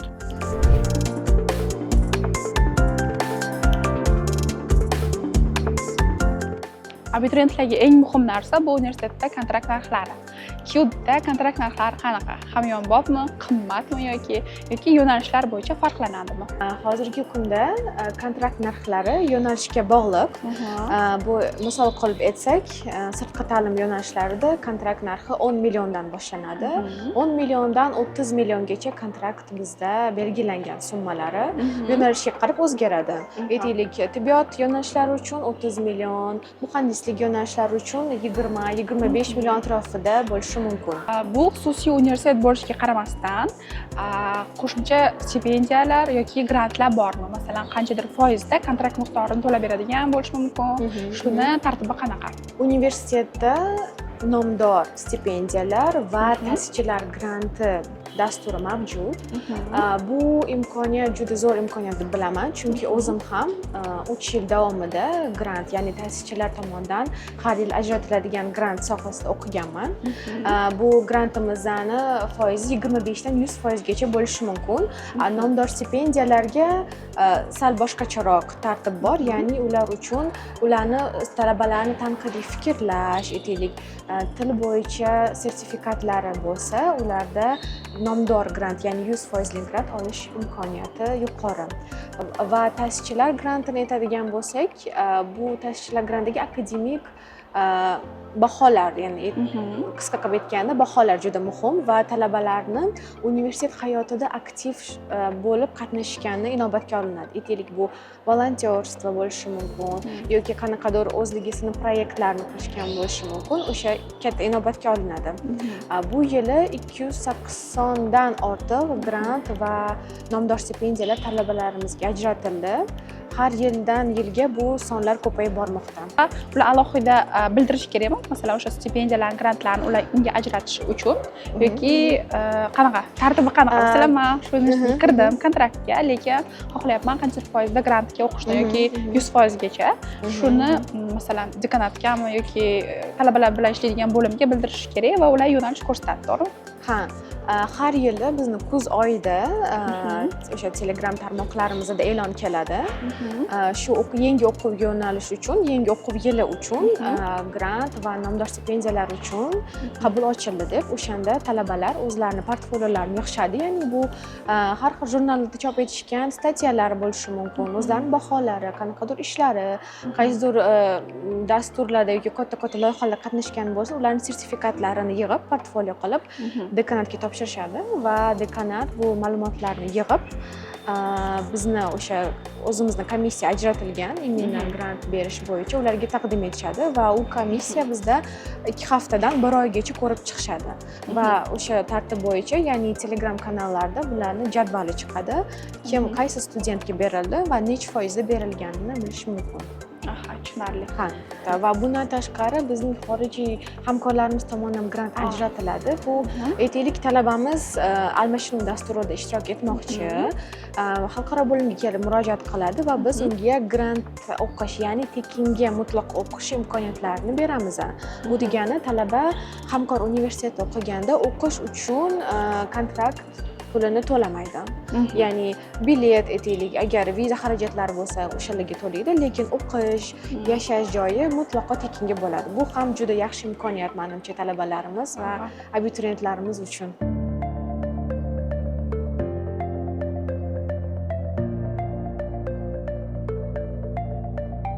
Boya suhbatimizda siz simulyatsiya markazlari bilan birgalikda laboratoriyalar haqida ham savol berdingiz. Albatta bizni kichkina kurslarimiz, 2-3 kurs talabalarimiz uchun mo'ljallangan laboratoriyalarimiz ham bor.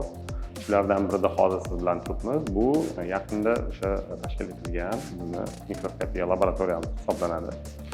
Bunday ko'rinishdagi mikroskopiya laboratoriyalari hozirgi kunda mana umumiy tibbiyot maktabida 7 tashkil etilyapti. Va bir vaqtning o'zida, demak, har bitta talaba bittadan demak preparat bilan ishlashi mumkin yoki bir vaqtning o'zida bitta preparat ustida bir nechta talabalar ishlashi mumkin va o'qituvchilar buni demak o'sha vaqtning o'zida jonli tarzda baholab borishadi. Endi bu yerda asosan o'sha mikroskopik preparatlarni ko'rib, uni kattalashtirilgan o'sha planshetlarda, ekranlarda ular chiqarishadi va uni qanday preparat ekanligi, qaysi a'zodan tayyorlanganligi, uni sog'lom odamniki yoki kasal odamniki, mana shularni ajratishni o'rganishadi va mikroskopik tuzilishlarni o'rganishadi. Va ular o'zlarini javoblarini aytishadi va o'qituvchilar ularni baholab, qanchalik ular savolga to'g'ri yondashdi va to'g'ri yechim topib berishganini baholashlari mumkin bo'ladi. Mana bu yerda ko'rib turibsiz, turli xil mikroblar, viruslarni maketlari mana yasalgan. Ya'ni biz mikroblar deganda qandaydir bir xunuk, ko'rimsiz yoki bo'lmasam bir badbashara narsalarni tasavvur qilamiz, lekin ularni ko'rib turibsiz rang-barang ekanligini va aslida ular biz o'ylagandan ko'ra boshqacha ko'rinishlarda ekanligini ko'rsanglar bo'ladi. Mana bu yerda o'zini maxsus o'sha demak sterilizatsiya qiladigan, chunki bu mikroblar bilan ishlaganligi uchun sterilizatsiya qiladigan maxsus moslamalari bor va shu bilan birgalikda o'sha bakteriyalarni maxsus o'stirish, ularni o'sha o'rganish uchun ma'lum bir oziqa muhitlariga ekish, o'stirish jarayonlari amalga oshiriladigan mana termostatlargacha o'rnatilgan. Hozir mana professor o'qituvchilarimiz amaliyot bilan bandlar, talabalarimiz nazariy qismini auditoriyada, amaliy qismini mana shu laboratoriyaga kelib o'rganishadi. Bilishim bo'yicha bu universitetda ko'p xorijiy talabalar orasida ommalashmoqda ekan, xususan AQShlik talabalar. Shu yerda ham bir nechta AQShlik, ingliz talabalarini ko'rdik. Bemalol ochiq savol-javob qilib so'rasak, student shu yerda o'qiyman dedi. Shu menda savol tug'ildi, nega aynan xorijlik talabalarni bu yerdagi kelib o'qishi ommalashgan, bunga nima sabab bo'lgan, masalan, shu haqida qiziq. Siz to'g'ri fikr bildirdingiz. Amerika talabalar orasida именно Toshkent kimyo xalqaro universitetiga tashrif buyurish ommalashmoqda. Nega? Chunki bizni universitet Amerika Qo'shma Shtatlaridagi bir nechta universitet bilan hamkorlikni yo'lga qo'ygan. Xususan bu George Fox universiteti, Roosevelt universiteti va ikkinchi sababi bu bizning xalqaro aloqalar bo'yicha prorektorimiz Mr. Roth o'zlari amerikalik. Shuning uchun ham xizmat safariga borganlarda ular juda ko'p bizning universitet haqimizda juda ko'p targ'ibot ishlarini olib boradilar. Shuning uchun ham bu amerikaliklarni kelayotgan talabalar soni yildan yilga, semestr va semestr bo'ylab juda ko'paymoqda. Xususan bu semestr bizning universitetimizda 20 dan ortiq amerikalik talabalar bor. Nafaqat amerikalik, balki boshqa xorijiy davlatdan ham bu yerga kelib o'qishadi dedi. Ular qaysi davlatga, masalan, geografiyasi qanaqa, bu yerdagi talabalarni mana shu Toshkent va boshqa viloyatlar, butun O'zbekistondan tashqari ko'p Amerika va boshqa davlatlardan ham talabalar bor. Bu o'quv yilida bizning universitetda 100 dan ortiq xorijiy talabalar mavjud. Ularning geografiyasi qanday? MDH davlatlari, bu aytaylik qo'shni davlatlarimiz Qozog'iston, Tojikiston, Turkmaniston, bu Turkiya Respublikasidan bor, Armaniston, Ozarbayjon Respublikasidan bor, hamda indiyalik studentlar orasida ham bizning universitet juda ham ommalashgan, to'g'ri, ommalashgan. Shuning uchun ularning soni ham ko'payib bormoqda. Ham ustozlarni ham geografiyasiga to'xtalsak, bu yerda bilamiz, baribir nafaqat o'zbekistonlik ustozlar, balki chet ellik ustozlar ham dars berishadi. Ularning geografiyasi qanaqa, qaysi davlatlardan, qanaqa ilmiy salohiyatdagi ustozlar bor bu universitetda. Universitetda 50 dan ortiq xorijiy ustoz va professorlar ish olib bormoqda va universitetning qoshida ilmiy kengash ham bor, falsafa doktor unvoni berish bo'yicha va bugungi kunga kelib universitetning ustozlarining ilmiy salohiyati 55% ga yetdi. Ustozlarning geografiyasi esa bizda Buyuk Britaniyadan bor, Fransiya Respublikasidan bor, Misrlik ustozlarimiz va eng ko'pi bizning bu Janubiy Koreyadagi ustozlarimiz aytib o'tish kerak. Birinchi bosqichda talabalarimiz kompyuter orqali test sinovlari jarayonlarida qatnashishadi. Bunda 3 ta fan asosiy kirish fanlarimiz, bular kimyo, biologiya va ona tili adabiyot fanlaridan. Tilni o'zlari tanlashlari mumkin, xohlasalar o'zbek tilida, xohlasalar rus tilida, xohlasalar ingliz tilidagi fanlarda qatnashishlari mumkin bo'ladi. Va mana shu test natijalariga ko'ra biz demak o'zimizni tibbiyot maktabimizga talabalarni o'qishga tavsiya etamiz. Shu bilan birgalikda shu oxirgi o'quv yilida biz yana og'zaki suhbat jarayoni ham tashkil etdik. Bu ikkinchi bosqich sifatida. Ya'ni talabalarimiz bilan professor o'qituvchilar, bo'lajak ularning o'qituvchilari suhbat olib borishadi. Bunda ham asosiy urg'u o'sha bizni fundamental fanlarimiz kimyo, biologiyaga qaratilgan bo'ladi. Va mana shu suhbat natijalariga ko'ra, test sinovi va suhbat natijalariga ko'ra talabalikka tavsiya etish jarayonlari amalga oshiriladi. Shuning bilan bir qatorda bizda yana bitta amaliyot yo'lga qo'yilgan. Bu davlat yoki nodavlat oliy o'quv yurtlariga imtihon topshirib, lekin o'sha davlat yoki boshqa universitetlarni yuqori balli kirish ko'rsatkichlariga yetmagan talabalar, masalan 100 balldan ortiq deylik, mana chegara qo'yamiz. 100 balldan ortiq o'sha kirish imtihonlarida ball to'plagan bo'lsa, masalan kimdir 100 kirish balli 150 bo'lsa, 149 to'plagan bo'lishi mumkin, 148 to'plagan bo'lishi mumkin. Mana shunaqa holatlarda ham biz talabalarni ularni o'sha olib kelgan natijalariga asoslangan holda talabalikka tavsiya etishimiz ham mumkin. Shunaqa Milanga kirdi, o'zi aytdi, Milanga kirdim shu grant asosida deb. Yana parallel italyan tilini ham o'qigan. Bizda italyan tili ham bor-da. именно mana shu liboslar dizaynida ketaman desa, birinchi kursdan shu tanlov fanlariga qo'yilgan italyan tili. Hozirda magistratura bosqichini davom ettirish uchun Italiyaning Milan universitetiga grant asosiga kirdilar. Bu juda ham ajoyib rezultat. Birinchilardan bo'lib, mana Janubiy Koreya bilan birgalikda tibbiyot yo'nalishi bo'yicha qo'shma dastur tashkil etishga erishdik. Ya'ni Sonchun universiteti vakillari bilan bizni uchrashuvimiz bo'lib o'tdi mana o'tgan yilning oxirida va yangi o'quv yilidan boshlab hamshiralik ishi yo'nalishi bo'yicha 2+2 dasturi bo'yicha bakalavr bosqichida mutaxassislarni tayyorlaydigan yo'nalishni tashkil etyapmiz. Birinchidan tibbiyot sohasini tanlaydigan inson mehnat qilishdan qochmaydigan odam bo'lishi kerak. Chunki tibbiyot va qiyinchilikdan qo'rqmaydigan odam bo'lishi kerak. Chunki tibbiyot bu universitetga qadam qo'ygandan boshlab to nafaqaga chiqquncha o'qish degani. Ko'pchilik aytadi 6 yil o'qisa bo'ldi yoki o'sha ilgari 7 yil edi, keyin magistratura 3 yil ya'ni 10 yil o'qisa, voy buncha ko'p o'qiydi bular 10 yil o'qir ekan. Yo'q, aslida tibbiyot sohasida 10 yil o'qilmaydi. Tibbiyot sohasida umrbod o'qiladi. Ya'ni butun faoliyatini agarda tibbiyot sohasidagi ta'limni o'rganishga va shu faoliyatini amaliyotga tatbiq etishga tayyor bo'ladigan odam bo'lsa, unga tibbiyotga qadam qo'yishni tavsiya etamiz. Ba'zi odamlar shunchaki havas bilan oq xalat kiygim keladi, shifokor bo'lgim keladi degan havas bilan kelishadi, lekin birinchi semestrning o'zidayoq o'qishni qiyinchiligini ko'rib yoki bo'lmasa o'sha tibbiyot sohasida qanchalik qiyinligini ko'rib, darrov boshqa sohalarga o'tib ketishga harakat qilishadi. Bunaqa odamlarga men tibbiyotga kelishni tavsiya qilmagan bo'laman. Tibbiyotga keladigan odam birinchi navbatda o'sha irodasi kuchli odam bo'lishi kerak.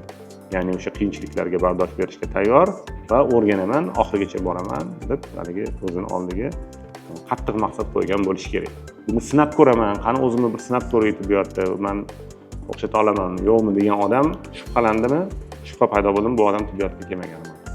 Tibbiyotga keladigan odam aniq maqsad bilan, aniq reja bilan kelib, shu yerda o'qiyman, bitiraman, yaxshi mutaxassis bo'laman va hamma qiyinchiliklarga chidayman deb kelish kerak bo'ladi. Tan olish kerak tibbiyot sohasi. Men o'zim tibbiyot universitetida o'qiganman, shuning uchun tibbiyot sohasida ta'lim olish bu ancha qiyin, anchalik mashaqqat. Bu qiyinchiliklarni yengib o'tib keta olsangiz, yaxshi mutaxassis bo'lib ketaverasiz. Agar bu qiyinchiliklardan o'ta olmaydigan bo'lsangiz, tibbiyotga adashib ketman, bekor bu sohaga ketman deb keyin afsuslanish mumkin. Shuning uchun bu sohaga kirishdan oldin jiddiy o'ylab ko'rish kerak. Hamma ham tibbiyot mutaxassisi bo'lib ketavermaydi. Bu sohani o'ziga yarasha qiyinchiligi bor. Shunga tayyor bo'lish kerak. Masalan, har bitta darsga kirganimda o'zida men даже shu yerda bitta darsni o'zida talaba bo'lmasam ham nimadir o'rganib chiqdim.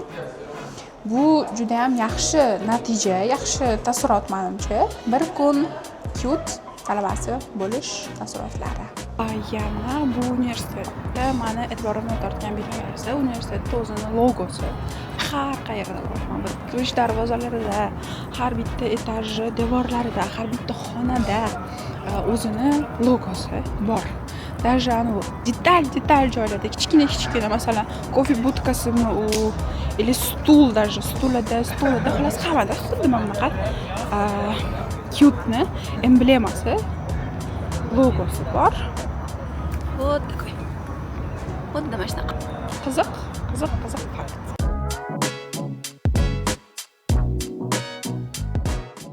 Kampus turimizni va bu universitetga obzorimizni xuddi shu yerda M korpus binosida yakunlaymiz.